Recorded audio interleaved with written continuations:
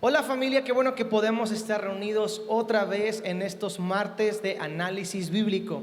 El día de hoy tenemos una gran sorpresa, tenemos a dos súper invitados con nosotros y vamos a recibir entonces con un fuerte aplauso a nuestro director, el doctor Felipe del Castillo, al pastor Fernando Fuentes y al pastor Ofir Peña. Un fuerte aplauso para ellos. Nos da mucho gusto estar con ustedes.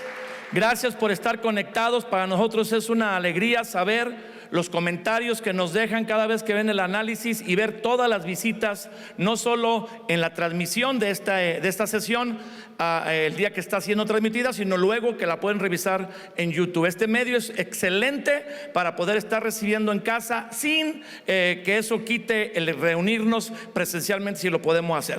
Y estoy aquí con dos grandes amigos. Les quiero dar un saludo. Fernando, desde Torreón Laguna, bienvenido. Gracias, Felipe, siempre un honor poder estar contigo. Gracias, pastor Ofir Peña, bienvenido. Gracias, un gusto estar con ustedes. Siempre una alegría poder estar contigo, Felipe. En Trigo, por fin se prendió.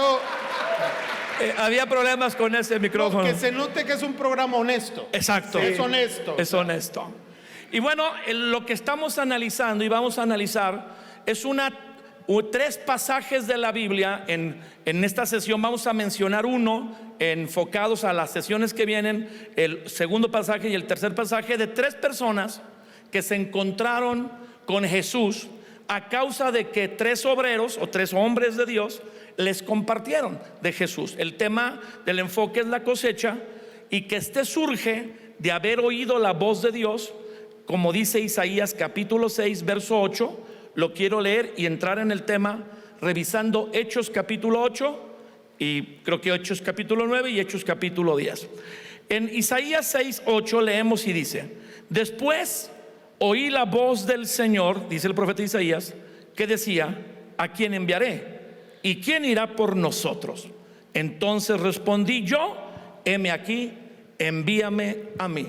¿Tú recuerdas este pasaje, verdad, Fernando? Sí, claro, es un pasaje pues muy clásico para los que ya tenemos tiempo en el Evangelio, y también es muy leído por aquellos que hemos recibido un llamado para servir a Dios. Exactamente, aquí hay un llamado que Dios está diciendo: ¿a quién enviaré y quién irá por nosotros? ¿Qué Isaías, antes de esta expresión que oye a Dios decir esto, no había oído a Dios? Yo creo que sí, pero definitivamente Dios tiene momentos específicos. Y yo creo que en este tiempo, esta temporada, Dios se trae algo entre manos específico para su iglesia, para su pueblo, para todos como siervos de Dios. Bien. Porque cualquiera que ha recibido a Cristo Jesús en el corazón, dice la Biblia que se le recibe primero como Señor y como Salvador. Así es. Entonces, Él, al ser nuestro Señor, se trae algo entre manos con su iglesia.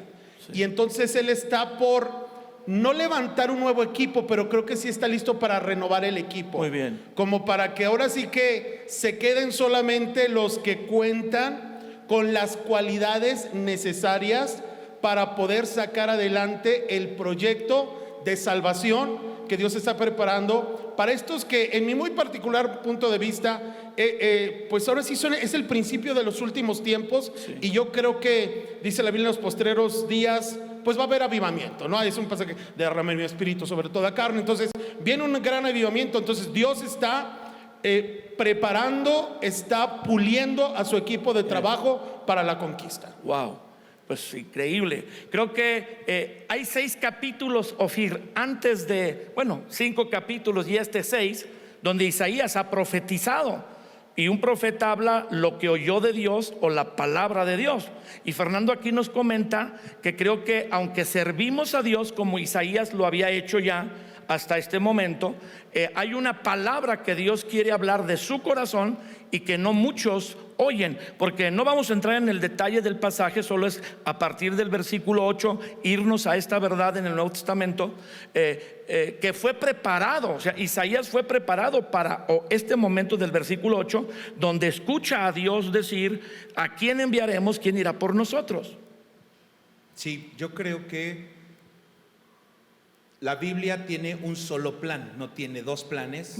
La Biblia es el mapa de un solo plan, y ese plan tiene que ir siendo revelado a lo largo de toda la historia. Eso dice Pedro, que los que inquirieron, los que indagaron, descubrieron que había un plan de gracia para la humanidad.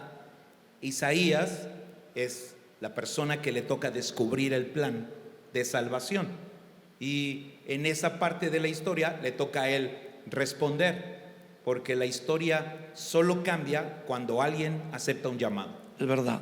Entonces hay un llamado sobre un hombre que ya ha estado sirviendo a Dios para un solo mensaje, que tú dices es el mensaje continuo, es de la Biblia, que a tu criterio tú eres un predicador que viaja por muchísimos países.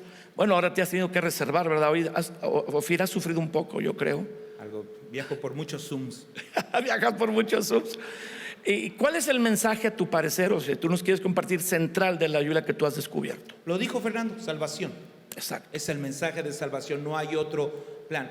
Cualquier iglesia que su mensaje central no es salvación, ya no está centrado en el mensaje de la Biblia, porque el mensaje de la Biblia es la salvación en Cristo Jesús, por donde le entre uno. Que hay muchos elementos que apuntan, que señalan, pero son eso.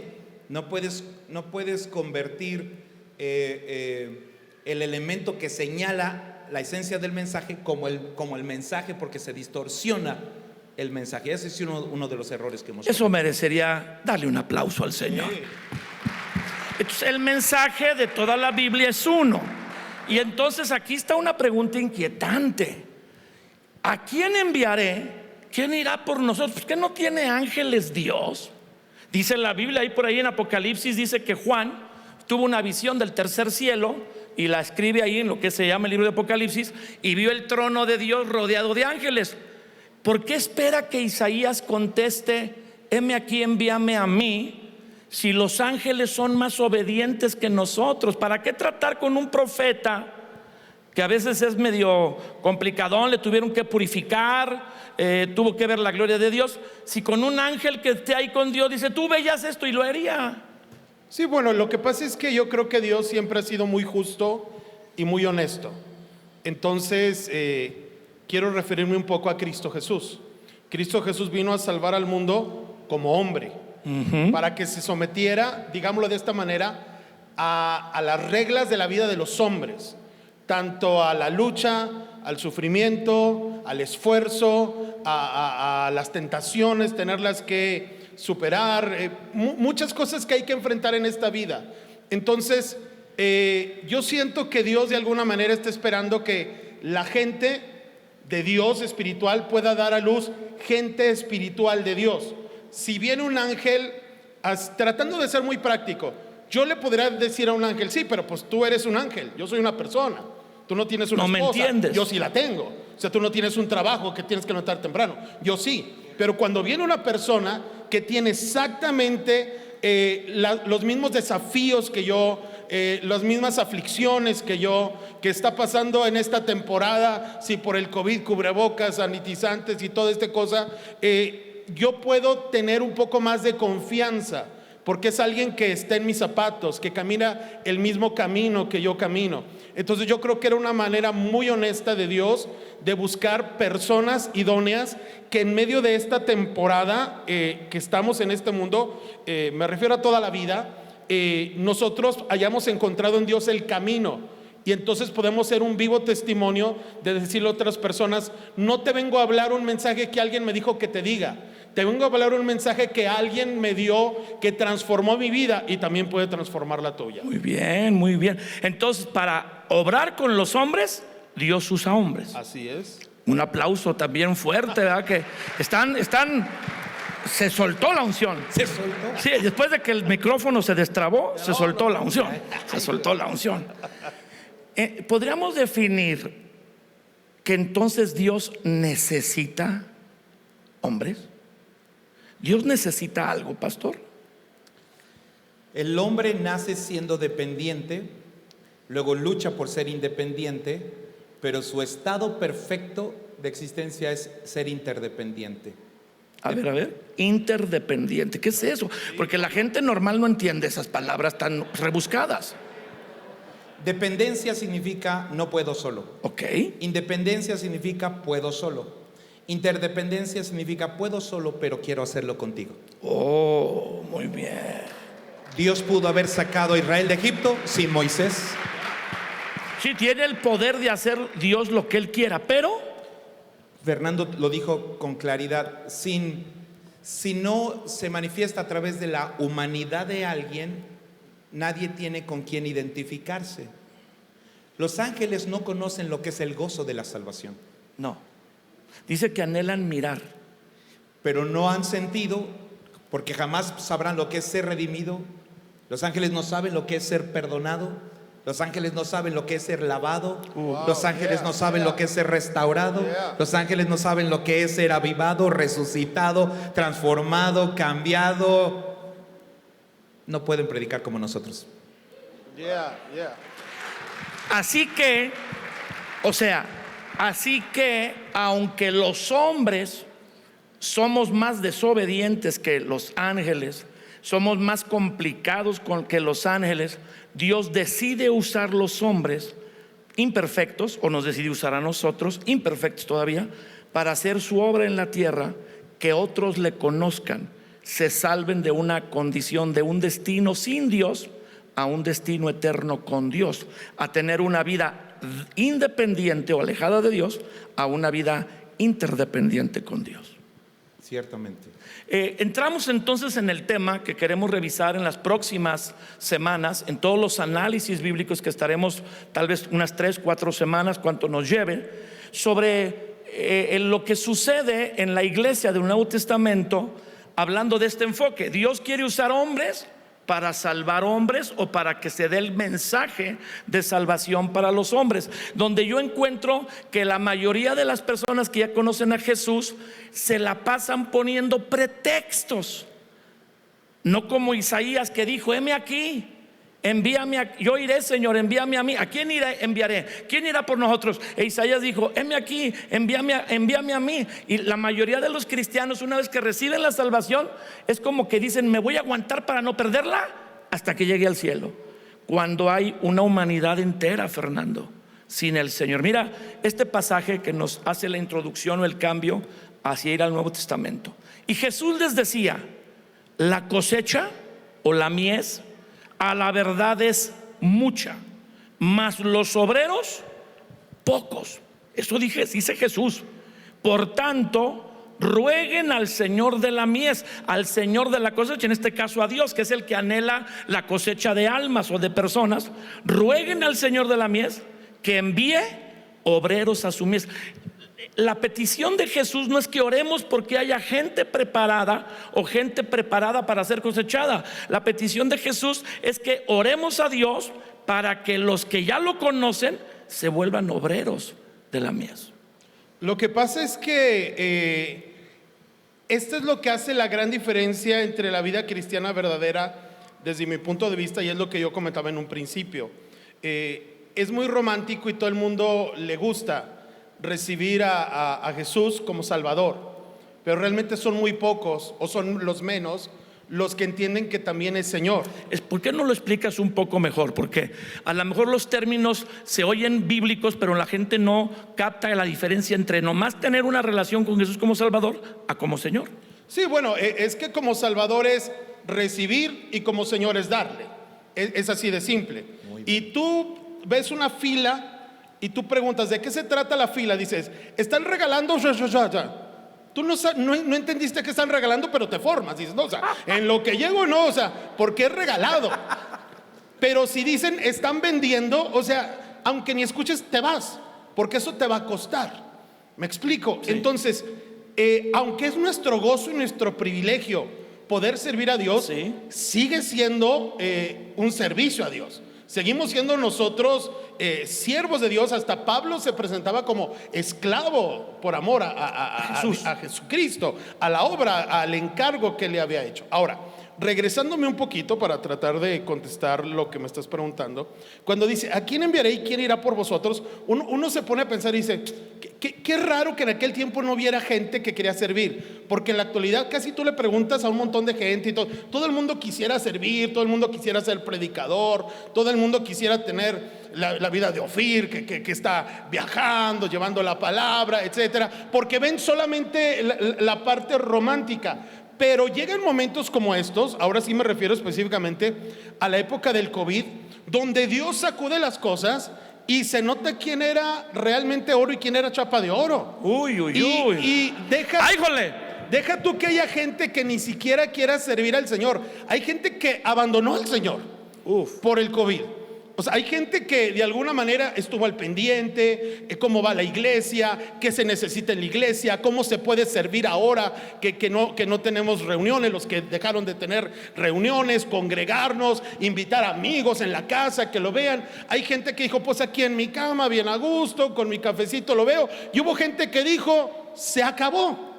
Entonces, cuando Dios dice, ¿a quién iré y quién irá por vosotros?, significa que Dios busca unas cualidades muy específicas y no las encontraba en cualquier persona.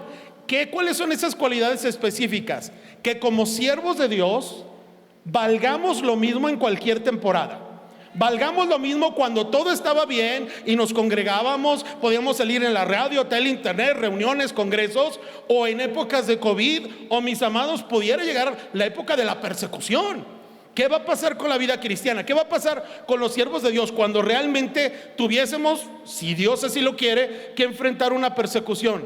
Entonces decía, es que quien quiera lo romántico hay mucho, pero Dios sabía lo que implicaba. De hecho, cómo termina la vida de la persona que dijo, Señor, heme aquí, envíame a mí, ¿verdad? Entonces yo creo que eso es lo más importante, entender que Dios está esperando de nosotros lo mejor y no se merece menos que eso en nuestra pasión por lo que Él le apasiona, que es alcanzar a los perdidos y llevar el mensaje. Y esta temporada, los que realmente son siervos de Dios, lejos de vivir, entienden que es una etapa de oportunidad. Cuando la gente está buscando una palabra de ánimo, escuché hace un tiempo la conferencia de tu esposa Angélica, que estaba diciendo, cuando nosotros tenemos que hablar vida, de repente es la misma iglesia la que está desanimando, es la misma iglesia la que está provocando el miedo, es la misma iglesia la que está provocando que la gente camine hacia atrás cuando es nuestra oportunidad.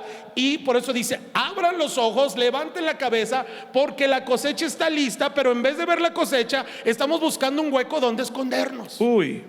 Y ese es el problema. Entonces yo confío en que Trigo y Miel es una iglesia de siervos de Dios que Dios podrá utilizar para poder traer un avivamiento, y no es algo romántico, es que las almas lleguen a los pies de Cristo Jesús y a la salvación. Es lo que creemos. Amén. Y por eso estamos compartiendo, analizando bien si así está en la Biblia. Entonces, las personas cuando no comparten de Jesús, como nos decía Fernando, se ve si son oro o chapa de oro nada más en este tiempo de aflicción que está viviendo la humanidad entera, no solo tú, tu familia, tu ciudad, tu país, sino la humanidad entera.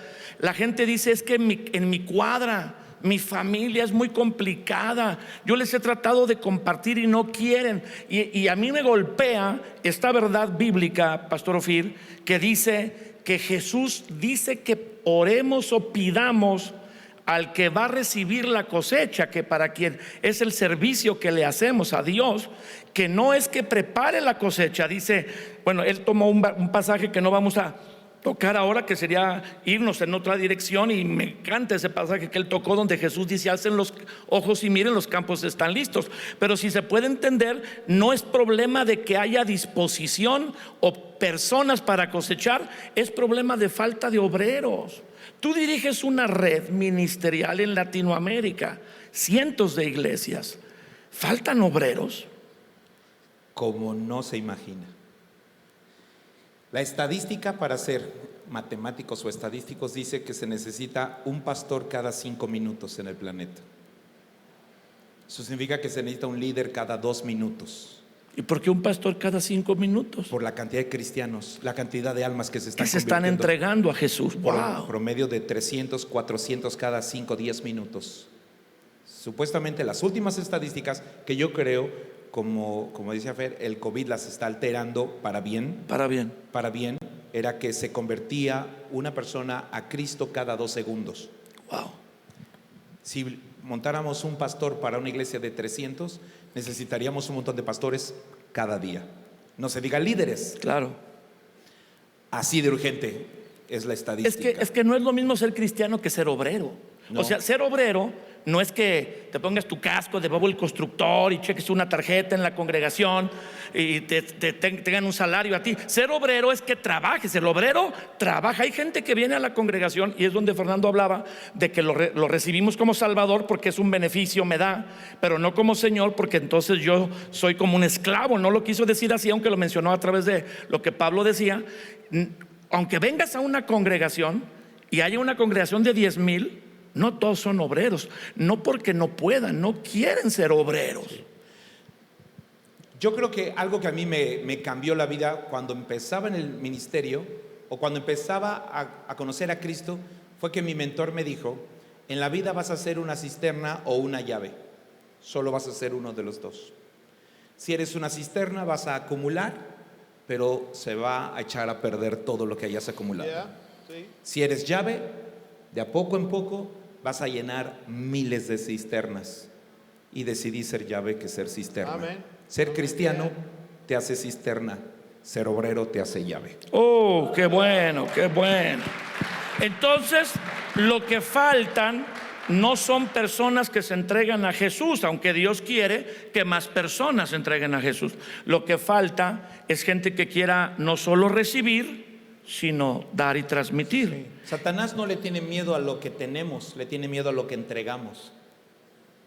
Abraham, Jesús, todas las historias de la Biblia, lo que sacudía la historia no era lo que un hombre tenía, sino lo que entregaba. Entonces, ahora que este ambiente de, como lo dijo Fernando, fue muy atrevido, y tú también, en decir que este ambiente de aflicción del COVID, de incertidumbre hacia la enfermedad, temor al contagio, a la muerte, porque hay pérdidas y las hay, es una oportunidad para que los que se reúnen en una congregación, como en los grupos de Trigo y Miel, los que estén viendo esta transmisión en algún otro grupo, tal vez le dijeron: mira, conéctate, está muy buena esa transmisión. Y bueno, le pedimos que cuando empiecen los martes estos análisis bíblicos, usted por ahí le diga a 2, 3 amigos: conéctate, porque vamos a aprender bastante. Es lo que la pandemia está haciendo, es dar una oportunidad para que dejes de estar inactivo y te vuelvas un obrero activo.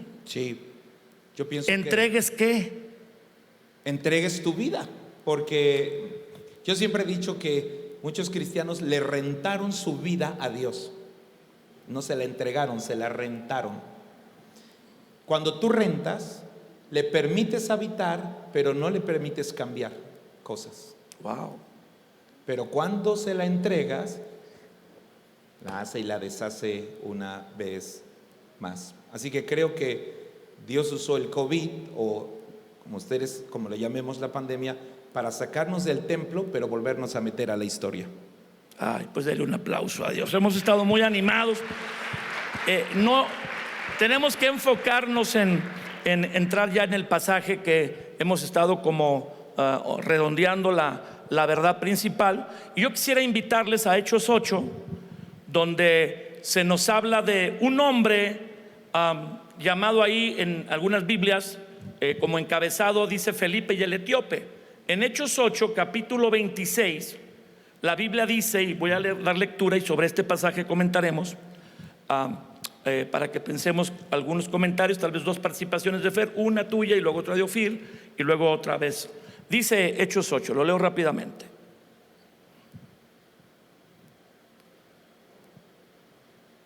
Un ángel del Señor habló a Felipe diciendo: levántate, ve al sur por el camino que desciende de Jerusalén a Gaza, el cual es un desierto.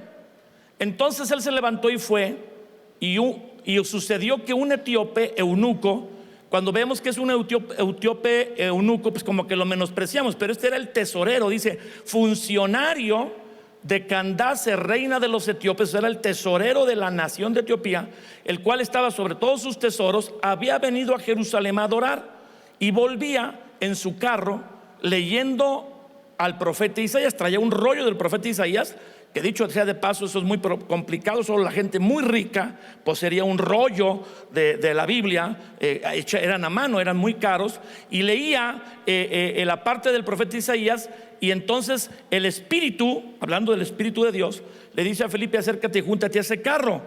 Entonces Felipe lo hace y oye, tal vez el hombre venía leyendo en voz alta, obviamente, que lea al profeta Isaías, y le preguntó: ¿entiendes lo que lees? A lo que el funcionario, un hombre culto y educado, contestó: ¿cómo podré si alguien no me enseñare? Y rogó a Felipe que subiese y se sentase con él. Ya nos dice la escritura el pasaje que leía, y entonces en el verso 34, para agilizar, responde el funcionario y le dice a Felipe sobre el pasaje que estaba leyendo: te ruego que me digas, de esto que dice el profeta Isaías, ¿lo está hablando de sí mismo o de algún otro? Entonces Felipe, abriendo su boca y comenzando desde esta escritura, le anunció el evangelio de Jesús. Y yendo por el camino llegaron a cierta agua, y dijo al eunuco: aquí hay agua, ¿qué impide que yo sea bautizado? Y Felipe dijo: si crees de todo corazón, bien puedes. Respondió el eunuco, escuche: yo creo que Jesucristo es el Hijo de Dios. Y mandó parar el carro, descendieron ambos al agua, Felipe y el eunuco, y se bautizó. Cuando suben del agua, el Espíritu del Señor arrebató a Felipe, y el eunuco no lo vio más, pero siguió gozoso su camino. Fernando. Esta historia a mí lo que me lleva es a lo que a mí en lo particular, como hijo de Dios, siempre me ha apasionado. Y yo creo que lo mejor en esta vida es que nos apasione lo que realmente es necesario, pero yo lo hablo como mi pasión más grande, que es la palabra de Dios. Y yo creo que en este tiempo como nunca, la iglesia cristiana tiene una gran necesidad de volver a la simpleza de la palabra de Dios. Lo digo simpleza porque hay muchos aderezos ya.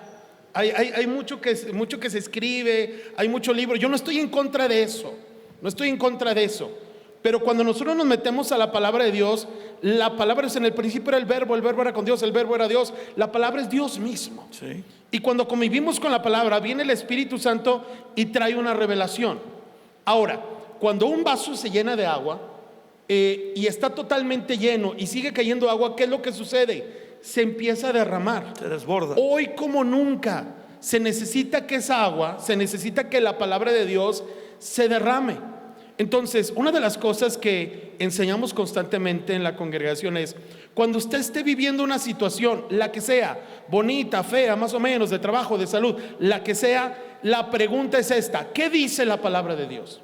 Y entonces, cuando la gente pasa por sus temporadas y se le queda acá arriba un signo de interrogación, uno dice: ¿qué clase de cristiano es el que en sus temporadas no tiene la palabra de Dios? Entonces, yo me estoy yendo porque pues quedamos que es un comentario. Yo me quiero ir mucho más al principio, antes de que está compartiéndole la palabra a Felipe al etíope. O sea, sí, uno no puede dar lo que no tiene. Así es. Entonces, bueno, dice: ¿quién enviaré? ¿Quién irá por nosotros? Ya me regresé. Quizás dice: es que hay muchos que quieren, pero no tienen con qué. Entonces, lo que nos va a dar con qué no es aventar el saco y que la gente se caiga. Lo que nos va a dar con qué es poderle hablar a la gente la palabra de Dios. En esta temporada, los cristianos, lo que nosotros tendríamos que estar aventándole a la gente, no es temor, con sana distancia, ¿verdad? Sí. Lo que tendríamos que estar aventando a la gente es la palabra de Dios. Se nos tendrían que estar saliendo pasajes de la Biblia por todos lados, porque la gente está necesitada de escuchar. Y hay mucha gente que no cree en Dios, que como el eunuco, de alguna manera, al leerlo sí, como que sí tenía cierto conocimiento, está buscando, pero no buscando. tenía la fe. Entonces hay gente que ya está preparada y llegamos nosotros y le decimos: está gacho, se está poniendo bien feo, ya se puso en color verde, blanco y colorado el semáforo, y en vez de salcar. Ahora, ¿por qué sucede esto? Porque no podemos dar, insisto, aquello del cual no estamos llenos. Sí. Entonces, para nosotros poder participar en el milagro de que una persona entienda la palabra de Dios, primero la tengo que entender yo. Sí.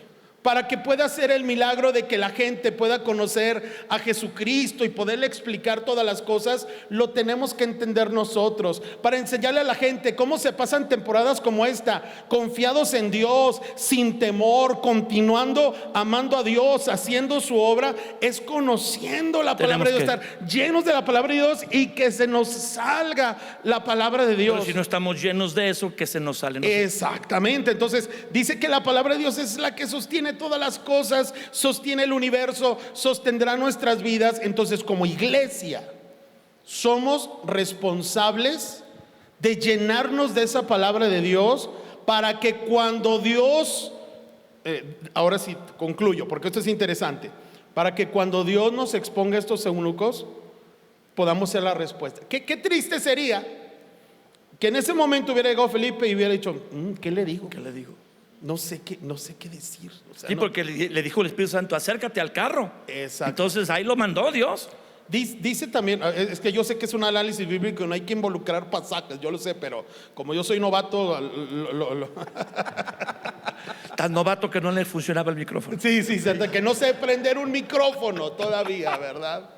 No, pero bueno, quedándonos en este pasaje. Lo que sí para mí sigue siendo muy importante es que en este tiempo como nunca la iglesia, Ofir dijo algo que me encantó, no hay otro fin, es uno solo. Entonces, en la iglesia hoy como nunca, antes del COVID, y lo digo desde mi perspectiva nada más, si alguien lo cree diferente, tiene todo mi respeto, la iglesia estaba llenando de muchos aderezos. Sí. Teníamos demasiado aderezo que la palabra se estaba diluyendo. Quizás Dios permita esta temporada para que nos reencontremos con la palabra de Dios, porque va a haber millones de eunucos que tienen que encontrarse con Felipes, y Dios tiene que preparar esos Felipes para que puedan explicar la palabra de Dios y los puedan llevar a los pies de Cristo Jesús, en vez de decir, ay, pues mira, te invito a esto, te invito a lo... No, o sea, esta es la esencia de la palabra de Dios, es la poderosa, y Jesucristo es el que puede salvar. Wow, qué precioso comentario. Pues ya final de Fernando. Ya no regresaremos porque ya el tiempo no nos lo permite, no porque no queramos. Ofir, un comentario completo final de este pasaje. Un hombre que va leyendo la palabra, está leyendo la Biblia, no está leyendo un libro de hechicería, está leyendo un profeta.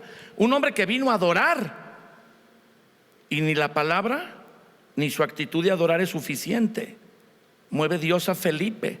De hecho, hasta lo desaparece. Dice al final que el Espíritu Santo arrebató a Felipe, cosas sobrenaturales, para que le dé la palabra a un hombre.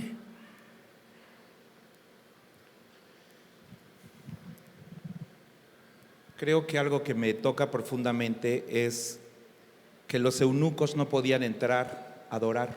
Ok, es correcto. Pero dice que él había venido a Jerusalén a adorar. Sí, su imperfección física, ¿verdad? La ley le impedía entrar a adorar, pero él vino a Jerusalén a adorar. ¿Dónde adoró? Pues de lejos, tal vez. Regularmente los eunucos convertidos adoraban en los establos. ¿En dónde? En los establos. Ay, padre, ponen los animales. Es como en el estacionamiento. Pero en el templo la costumbre era postrarse. Los eunucos aprendieron a adorar postrándose, su frente tocaba el estiércol de los establos. Wow. Porque ellos querían adorar donde fuera que pudieran adorar a Dios. Este hombre tiene hambre de Dios, pero no lo dejan llegar a la iglesia. Su ley no le impide llegar al lugar donde está la presencia de Dios. Y Dios le dice a Felipe, desciende. Y esa palabra me parece significativa. Estamos demasiado arriba. Sí, vete al sur, desciende. Desciende de Jerusalén. La palabra descienden es la belleza. Y le dice, vete al COVID, vete a la colonia donde está el COVID, al desierto. Sí, es la belleza de la orografía, de la geografía bíblica. Desciende es ensúciate las manos un poco. Uy. Es ve donde no irías pero ve de donde yo te saqué. Porque ese eunuco, no nos alcanzará el tiempo para hablar de los eunucos, pero había 3 tipos de eunucos en la historia, ¿no? Estamos en la cosecha. Sí, entonces, Regresa. sí, básicamente venía por el desierto, porque los eunucos son gentes que por la situación que vivieron prefieren un lugar donde nadie los vea, Ok, pero Dios los está viendo. sí. Y Dios le dijo a Felipe: ve a ver a los que nadie quiere ver, A los marginados. ve a ver a los que nadie vería, ve a tocar a los que nadie tocaría, ve a tocar a los que el mundo rechazó. Con ellos tengo mi plan. Y aunque tengan la Biblia, alguien se las tiene Que explicar. que explicar. Y dicho sea de paso, Felipe tenía que haber leído esa Biblia antes. Sí, lo que dijo Fernando. Antes. Tenía que conocer al profeta Tú Isaías. llegas y te dice el eunuco: ¿conoces el pasaje? Y Felipe dice: ¿No conoces el Salmo 23? caramba. Sí, exactamente. Yo siempre he dicho esto, que si tienes Biblia pero no tienes vida, solo eres un archivero. Y Dios no quiere que seamos archiveros, quiere que seamos una fuente que salte para vida eterna. Muchas gracias, Pastor Ofir. Muchas gracias, Fernando. Gracias. En especial a todos ustedes que están siguiendo esta transmisión. Es martes a martes. Yo sé que algunos, tal vez que están conectados esta primera vez con nosotros, no sabían que estamos cada martes a las 8 de la noche. Y bueno, este análisis bíblico viene a llevarnos a orar. En este momento vamos a transicionar para entrar en el tiempo de oración. Gracias, le esperamos en el próximo análisis bíblico. Gracias, Fernando. Gracias, Ofir. Le esperamos. Conéctese.